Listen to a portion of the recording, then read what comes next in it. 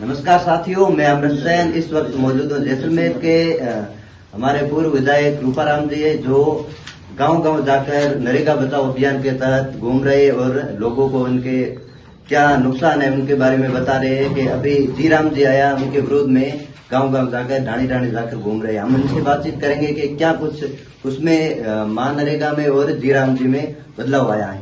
रूपाराम जी, जो नरेगा है उसमें और जीराम जी अभी हैं, उसमें क्या बदलाव आया है?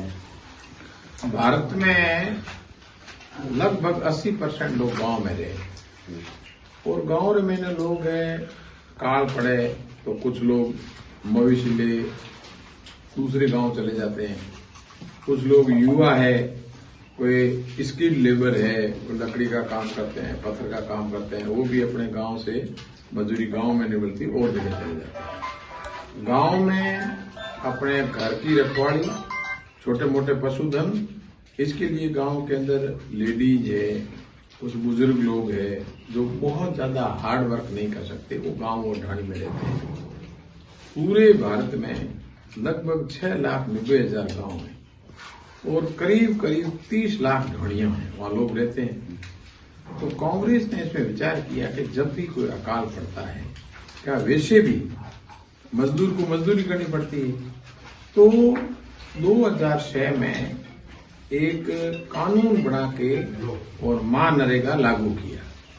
तो उसके अंदर गांव वाले तय करते हैं, सरपंच है, जैसे सरपंच साहब ऊंडा के विराजे हैं, वार्ड पंच है, गांव के मुखिया है, बैठ के और तय करते हैं कि हमारी ये नाडी करनी है, हमारा ये दौरा करना है, इनके छांग है, छांग का बाड़ा करना है, ये हमारे प्याऊ बनानी है, ये करना है। जो भी गांव और ढाणी के लोग तय करते हैं और गांव और ढाणी से 2-2.5 किलोमीटर दूर से ज्यादा दूरी नहीं हो जो चल नहीं पावे, तो नरेगा मजदूरों को रिलीफ देने के लिए, उनको कसने के लिए नहीं है। जैसे समय समय पे सरकार ऑर्डर करती रहती है, सर्दी ज्यादा है तो नरेगा मजदूर 10 बजे आएंगे, गर्मी ज्यादा है कभी 1 बजे छुट्टी दे देंगे। तो ये कोई कॉन्ट्रैक्ट या ठेके का काम नहीं है।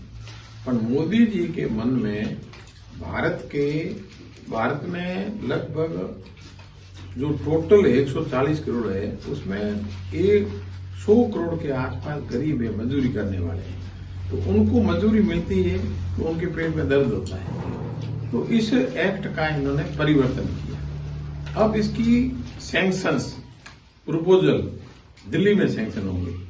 अब दिल्ली में क्या पता ऊंडे की कौन सी नाटी खोदनी है, जसुआ में कौन सी जगह छांव का बाड़ा बनाना है, किस खेत का दौरा बनाना है। तो इन्होंने जनहित में नहीं, जनता के अहित में ये फैसला लिया है। और कुछ जमींदार जिनके पास 10,000, 15,000, 20,000 बीघा जमीनें हैं, ऐसे जमींदारों ने मोदी जी को और इस सरकार को कहा कि अभी नरेगा पे मजदूर जाते हैं तो हमारे को मजदूर महंगे मिलते हैं। अरे वो ढाणी वाला जो ढाणी के पास काम करता है वो कहां जाएगा जमींदारों के पास। तो उन्होंने कहा, तो फिर इन्होंने रोक लगा दी कि भाई जो मजदूर है वो वर्षाड़ा के नरेगा के नहीं लगेंगे। और वर्षाड़ा में किसी के काल पड़ गया, बिराजो, तो वर्षालय में कहीं काल पड़ गया, तो काल पड़ गया तो फिर वर्षालय कहाँ का है? या रबी की फसल है जहाँ धरती में पानी नहीं है, पानी का मतलब पानी से खेती होगी ही नहीं, तो ये गलत है। भारत के हर स्टेट के लोग, राजस्थान के, मोदी जी को खुद देनगी पे जाके पैसे लाते नहीं, अपने टैक्स के पैसे होते हैं उसमें वापिस सरकार को पैसे देते हैं। तो नरेगा में पहले लेबर का जो पेमेंट था कांग्रेस टाइम में सिर्फ 10 पैसे राज्य सरकार को भेजने पड़ते हैं, 90% भारत सरकार देती है। अब कह दिया कि 40 पैसे राजस्थान सरकार देगी। तो राजस्थान पैसे का जो टैक्सेज वगैरह है वो तो जीएसटी के रूप में आप उठा लेते हो, तो कहां से पैसे लाएंगे?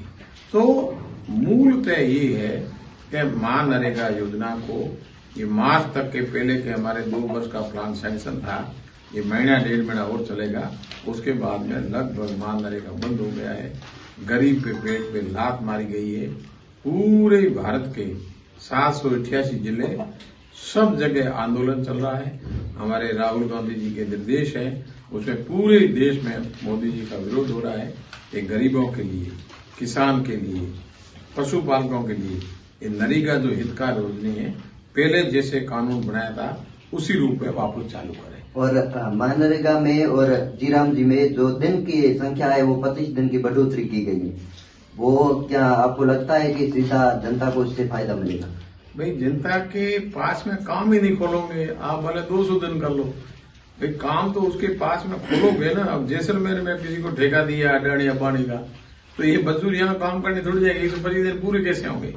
मतलब हर जॉब कार्ड वाले को मजदूरी देनी है। जॉब कार्ड तो है जसवा गांव में, ऊंडा गांव में या इसके ढाणिया में आप काम खोद रहे हो, जो कॉन्ट्रैक्ट में ठेकेदार लठ मार के पेमेंट लेता है, ठीक है ना, तो उस जगह नरेगा के जॉब कार्ड का, नरेगा में पैसे वो जो भी 250-300 मिलते हैं वही मिलेंगे, और काम लेगा 800 का। तो ये सिर्फ ढकोसला है। 125 या 250 भी कह दो, कहने में खर्च होता नहीं है, इम्प्लीमेंट कैसे होगा? वो इम्प्लीमेंट नहीं होगा, तो 125 सिर्फ ढकोसला है। और सर इसमें फंडिंग टाइम है, जो पेमेंट होता था पहले मनरेगा में हो सकता था कभी कभी 3-4 महीने तक पेमेंट नहीं आता था, अब इसमें 7 दिनों के अंदर या 15 दिनों के अंदर आना अनिवार्य कर दिया है। 15 दिन के बाद में उसको ब्याज सहित जनता को लौटाएंगे पेमेंट। इसके बारे में जो ये हाथी की कहते हैं ना, दिखाने के दांत अलग होते हैं, खाने के अलग होते हैं, तो इस सरकार के अंदर वही हाल है। आज बातें तो ये करें भाई 7 दिन में पेमेंट कर लेंगे, अभी मेटेरियल कंपोनेंट राजस्थान का करोड़ों रुपए बाकी पड़ा है। ये सरपंच साहब बैठे हैं पास में, आप इनका भी बिल ले लेना। मेरी ख्याल से 2.5 वर्ष से मेटेरियल कंपाउंड का बाकी पड़ा है, आप 7 दिन की बातें कर रहे हो। तो जो काम करने वाला है वो 2.5 वर्ष से मेटेरियल कंपाउंड का पेमेंट नहीं देता है। सरपंच बेचारे रो रहे हैं, उनका कार्यकाल खत्म हो गया। अरे सरपंच के कौन से जेब में आना है? इन्होंने भी आगे कोई स्किल मजदूर लगाया है, ट्रैक्टर लगाया है, कुछ भी जो मशीनरी काम में दी है, इनको आगे पेमेंट करना है, इनके लोग कपड़े बांट रहे हैं, तो ये सिर्फ कहते हैं, करते कुछ नहीं। और आपका बीजेपी सरकार से क्या कहना है कि इसमें संशोधन किया जाए या ये विधेयक वापस लिया जाए? ये जो भी किया है गलत किया है, और जो एक्ट लागू किया गया था 2006 में, उस वक्त बीजेपी भी एमपी थे, पूरे लोकसभा राज्यसभा एक मत से पास हुआ। तो मोदी जी जैसे बुद्धिजीवी नहीं थे क्या 2006 में? किसी ने विरोध नहीं किया, सबके लिए ठीक है। अब जब पूरी 2006 के अंदर लोकसभा की जितनी पार्टियां हैं, निर्दलीय, पूरे भारत के जनप्रतिनिधि इसको कहते हैं बढ़िया चीज है, करो। अब मोदी जी को खराब कैसी लगी? इसलिए लगी कि ये गरीब लोग हैं, गांव के लोग हैं, पशुपालक है, ये अधिक तक कांग्रेस को सपोर्ट करते हैं और मोदी जी को सपोर्ट करते हैं अडानी अंबानी। तो ये जो भी स्कीम है उसको बंद करके उस पैसे को उधर डाइवर्ट करना चाहते हैं, जिनके भंडार पैसों से भरे हुए वहां थोड़े पैसे और चले जाओ।